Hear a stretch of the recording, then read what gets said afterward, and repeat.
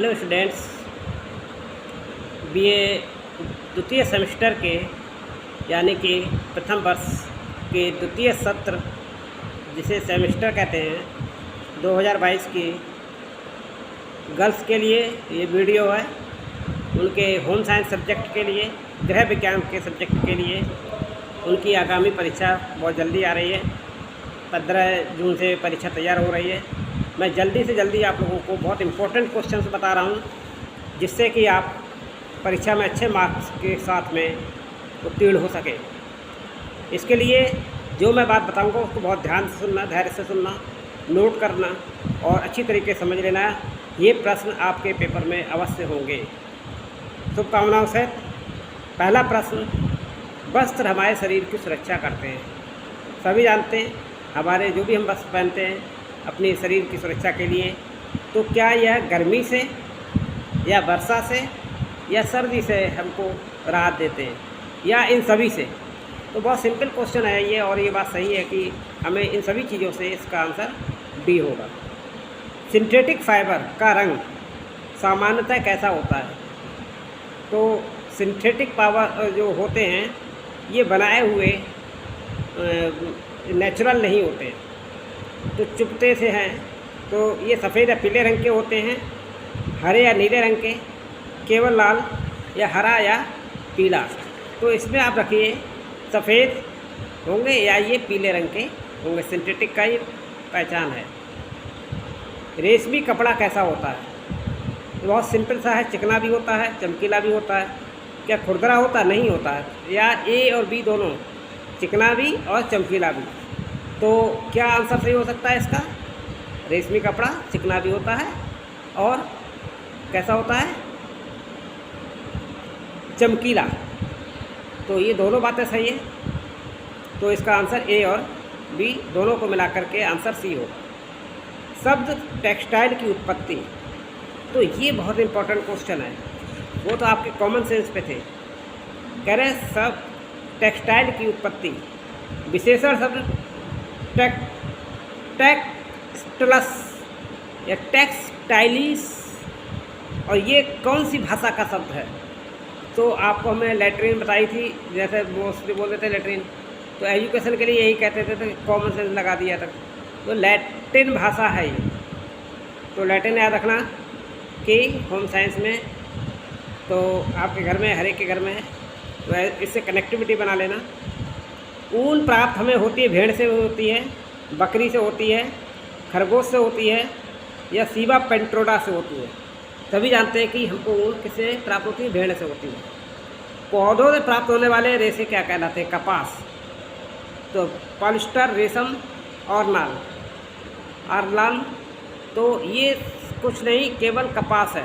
कपास से रुई प्राप्त होती है, उसी के जो पेड़ पौधों से हमें कपास प्राप्त होती है, उसी से रुई बनती है। अच्छा, निम्न में से कृत्रिम फाइबर कौन सा है? यानी कि आर्टिफिशियल फाइबर कौन सा है? कपास, लिनिन, रेशम या पॉलिस्टर? तो कपास पौधे से होता है, लिनिन भी पौधों से ही निकलता है, रेशम कीड़े से होता है। तो पॉलिस्टर जो है ये आपका आंसर आपका निकलेगा, सही आंसर पॉलिस्टर, याद रखिएगा। इसके अलावा मैं आपको क्वेश्चन बता रहा हूँ। आदि मानव, यानी कि जब हम लोग मनुष्य से पहले जो बहुत शुरुआत के मनुष्य थे उन्हें आदि मानव कहा जाता है। वो पेड़ के पत्ते को यूज करते थे पहनने में, छाल लपेट लेते थे, घास लपेट लेते, तो ये सभी बातें सही हैं। रेशे की लंबाई उसकी चौड़ाई होती है। रेशे की लंबाई उसकी चौड़ाई से कितनी होती है? तो यही चीज़ समझने को है। बहुत इंपॉर्टेंट क्वेश्चन है। इन सब में ज़्यादा टेक्निकली क्वेश्चन ये बन के आ रहा है। रेशे की लंबाई उसकी चौड़ाई से कितनी, 100 गुना कम होती है, 100 गुना अधिक होती है, 40 गुना अधिक होती है या 50 गुना कम होती है? तो ये 100 गुना अधिक होती है। रेशा की लंबाई उसकी चौड़ाई से कैसी होती है? 100 गुना अधिक होती है। रेशा ज़्यादा लंबा होता है, उसकी चौड़ाई कम होती है। 100 का नोट याद रखना, ज़्यादा है।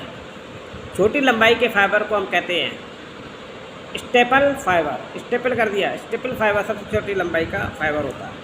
तो ये आपका पहला यूनिट था, और इस पहले यूनिट का मैंने इंट्रोडक्शन का था ये पार्ट वस्त्र और वस्त्र विज्ञान का, तो मैंने ये आपको बता दिया। जबकि इसका पार्ट जो आप सब्जेक्ट है आपका होम साइंस, जिसे गृह विज्ञान कहते हैं, इसका पूरा नाम है प्रधान एवं वस्त्र विज्ञान का परिचय।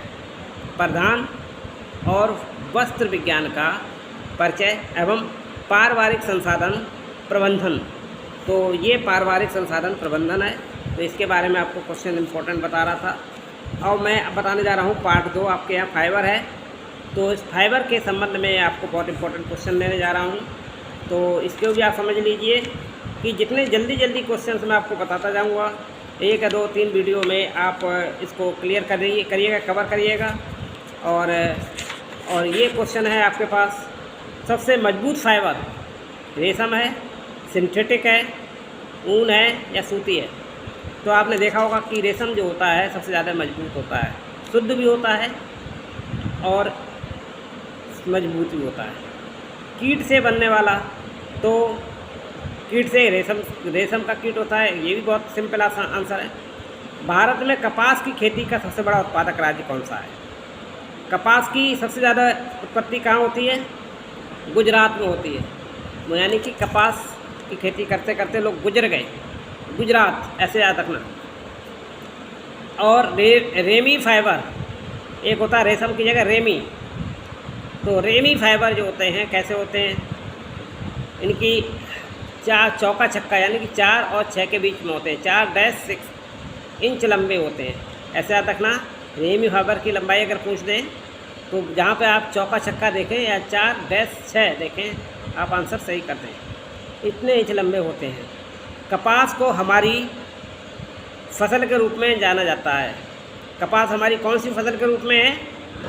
कपास हमारी ना तो परसज्जा है, ना प्रक्षालित है, ना हमारी नगदी है, ये सीधी कैलेंडर फसल मानी जाती है। कपास कैलेंडर के तौर पे याद रखना। किसे प्रोटीन फाइबर के रूप में जाना जाता है? ऊन, प्रोटीन फाइबर, प्रोटीन कहाँ से प्राप्त होती है? हमको शरीर से। और ऊन किससे प्राप्त होती है? शरीर से।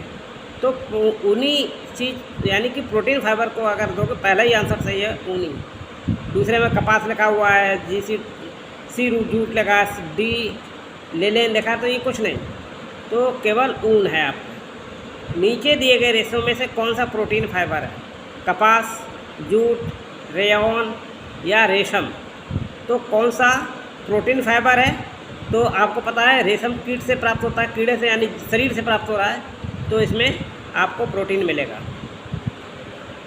अच्छा, और नायलॉन के साथ सबसे अच्छे नायलॉन जो होता है, इसे हम सबसे हल्के फाइबर के रूप में किसे क्यों कहते हैं? क्योंकि बहुत मजबूत भी होता है, साथ साथ ही हल्का तो है ही है, नायलॉन मजबूत भी है। और कौन से कपड़े बहुत जल्दी सूख जाते हैं? कपास के कपड़े, नायलॉन के कपड़े, जूट के कपड़े या ऊनी कपड़े? तो बहुत आसान है, नायलॉन के कपड़े जो हैं बहुत आसानी से सूख जाते हैं, हवा में ज़रा सी हवा लगी और सूख गए। अब आपके पास आता है यार्न से फैब्रिक, पार्ट 3। तो यार्न से फैब्रिक जो पार्ट है, इसके बारे में आपको बता रहा हूँ, बहुत इंपॉर्टेंट क्वेश्चंस। तो यार्न होता है, तो यार्न से फैब्रिक को किस तरीके से प्राप्त करेंगे? तो यार्न इंटरलॉक फाइबर की लंबी निरंतर लंबाई है। मीनिंग आप समझ लीजिए इसका। यार्न जो है इंटरलॉक्ड फाइबर जो होता है, एक निरंतर लंबी लंबाई है, जो कपड़ा की कपड़ा है, सिलाई है, कसीदार बिनाई है, बुनाई है, कढ़ाई है, रस्सी आदि बनाने में प्रयोग की जाती है। धागा एक प्रकार का ये एक सूत होता है, यार्न का मतलब सूत धागा होता है, जिसे हाथ या मशीन द्वारा सिलाई के लिए बनाया जाता है।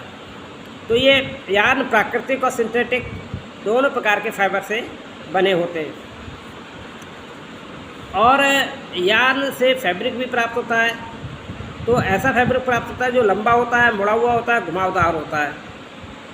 अच्छा, तो इसमें जो हमारे सामने क्वेश्चन इंपॉर्टेंट बन के आ रहे हैं, रेशे को सीधे फैब्रिक में परिवर्तित करने की प्रक्रिया है। रेशे को अगर हम डायरेक्ट फैब्रिक में बदल दें तो ये प्रक्रिया क्या कहलाएगी? फेल्टिंग कहलाएगी। फेल्टिंग, ठीक है। फेलिंग की जगह फिल्टिंग। बुने हुए कपड़ों में लंबाई के धागे, बुने हुए जो भी कपड़े होते हैं, जो लंबाई का धागा होता है वो सॉल्वेज है, ग्रेन है, ताना है या बाना है, तो आप इसे कहोगे ताना है। बुना हुआ कोई कपड़ा है, उसके लंबाई वाले धागे को हम ताना कहेंगे। नॉवेल्टी यार्न का प्रकार क्या है? तो नॉवेल्टी यार्न का मतलब होता है स्टैचू यार्न। कैसा होता है नॉवेल्टी? स्टैचू। और एक सूत बनाने की मशीन क्या हो सकती है? रिंग फ्रेम, स्पिनिंग, निटिंग या फेल्टिंग।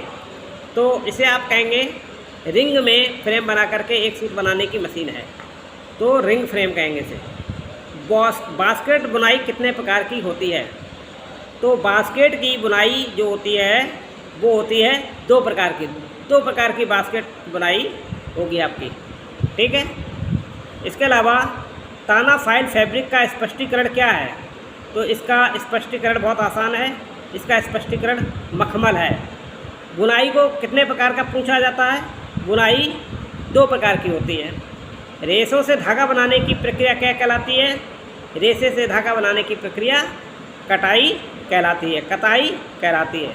धागों को आपस में जोड़ने की विधि कहलाती है निटिंग। तो अगर धागों को आपस में जोड़ेंगे तो क्या बोलेंगे? निटिंग कर दी हमने। और यांत्रिक कटाई यानी कि किसी भी यंत्र की सहायता से कटाई करते हैं तो वो ऊन की भी कर सकते हैं और कपास की भी, अर्थात ए और बी दोनों। और धागों के दो सेटों को आपस में जोड़ना क्या कहलाता है? वीविंग। धागे के दो सेट आपस में का जोड़ दें तो कहेंगे मैंने वीविंग करा दी। और बास्केट बुनाई कितने प्रकार की होती है? तो एक बास्केट की अगर हम बुनाई करते हैं तो वो दो प्रकार की होती है। इस तरीके से ये आपका प्रश्न और इसमें इम्पोर्टेंट क्वेश्चंस पूरे होते हैं। और ये अब आपका सामने आता है वस्त्र निर्माण नाम का पार्ट 4। तो इसमें आप समझ लीजिए यूनिट इकाई है और वस्त्र निर्माण की। तो मैं 2 मिनट के अंदर इसको भी पूरा करता हूँ। तो वस्त्र निर्माण के संबंध में आप जान लीजिए। वस्त्र निर्माण में आपका बहुत इम्पोर्टेंट क्वेश्चन आ रहा है। सुई में छेद अगर हम करें तो इसे क्या कहेंगे? केस कहेंगे, ओपनिंग कहेंगे, आई आँख कहेंगे या थ्रेडर कहेंगे? तो इसे हम ओपनिंग कहेंगे। तो सिलाई की भाषा में अगर सुई में छेद कर रहे हो तो इसे कहेंगे ओपनिंग। कपड़े के 2 या 2 से अधिक टुकड़ों को अस्थायी रूप में साथ साथ रख लें और एक उपकरण का हम उपयोग करते हैं तो वो उपकरण कहलाता है पिन, ठीक है। एक सुई में छेद को, सॉरी हमने एक कन्फ्यूजन हो गया था। सुई में छेद को हम आई कहते हैं, वही हमारा कन्फ्यूजन हो रहा था कि उसमें आई जैसा छेद बना होता है तो इसे हम आई कहेंगे, तो ओपनिंग नहीं कहेंगे। आई की ओपनिंग नहीं, आई कहेंगे सिर्फ। इसमें आप संशोधन कर लीजिएगा। एक सीम से गेज होता है, एक सीम गेज है तो इसको शरीर के माप के लिए इस्तेमाल करने वाला लंबा टेप है। टाँके मापने के लिए इस्तेमाल किया जाने वाला छोटा रूलर है। छोटे मापों को मापने के लिए इस्तेमाल किया जाने वाला एक छोटा रूलर है। बड़े माप के लिए इस्तेमाल किया जाने वाला एक लंबा रूलर है। तो ये कह रहे हैं कि एक सीम गेज जो होता है छोटे मापों को इस्तेमाल करने वाला छोटे माप और छोटा रूलर, ठीक। और सुई में छेद करने को क्या कह रहे हैं हम? आई या आँख कह रहे हैं। यार्ड स्टिक का प्रयोग करते हैं हम। यार्ड स्टिक का प्रयोग हम किस लिए करते हैं? यार्ड स्टिक का प्रयोग लंबाई नापने के लिए करते हैं। ट्रिमिंग, कैंची का उपयोग होता है क्लिपिंग सीम को ट्रिम करने के लिए। किसके लिए? क्लिपिंग सीम को ट्रिम करना। अगला क्वेश्चन देखिए। पैटर्न बनाने की एक प्रणाली पेपर पैटर्न को पूरा करने के लिए एक श्रृंखला आकृति माप पर निर्भर करती है। पैटर्न बनाना चाह रहे हैं आप तो उसके लिए एक प्रणाली हम प्रयोग करते हैं, उसे कहते हैं पैटर्न प्रणाली। कोई इस पैटर्न प्रणाली को पूरा करना चाहोगे तो एक चेन बनाओगे, एक श्रृंखला बनाओगे, तो ऐसी आकृति माप किस पर करेगी? वो ऐसी आकृति माप करेगी आपके पैटर्न की ड्रॉपिंग पर। किस पर करेगी? पैटर्न की ड्रॉपिंग, यानी पैटर्न ड्रॉपिंग पर। फैब्रिक मार्किंग पेन की विशेषता है पानी से भीगने पर यह अदृश्य हो जाती है। फैब्रिक को मार्किंग पेन एक ऐसा होता है, फैब्रिक का मार्किंग पेन, अगर इसे पानी में डुबो दोगे तो ये आपका अदृश्य हो जाएगा। जब आप हाथ से सिलाई करते हैं तो ये उपकरण आपकी उंगलियों की सुरक्षा प्रदान करता है। तो वो चीज़ कहलाती है थिम्बल, यानी थंब पे आपके लगता है, उसे हम कहते हैं थिम्बल। इस बात को याद रखिएगा। फैब्रिक एक 2 आयामी टुकड़ा या कपड़ा एक रूप के चारों ओर निर्भर करता है। एक आकृति जो कि त्रिआयामी कपड़े पैटर्न बनाने की आकृति की पुष्टि करती है। तो इसका आंसर हो जाएगा ड्रेपिंग। ठीक है। और एक और क्वेश्चन मैं आपको इम्पोर्टेंट बता रहा हूँ कि किसी विशेष प्रधान जैसे शैली, कपड़े और आकार की श्रेणी के लिए पैटर्न के टुकड़ों का सबसे कुशल व्यवस्था पता लगाने की प्रक्रिया क्या है? तो उसे हम कहते हैं मार्कर बनाना।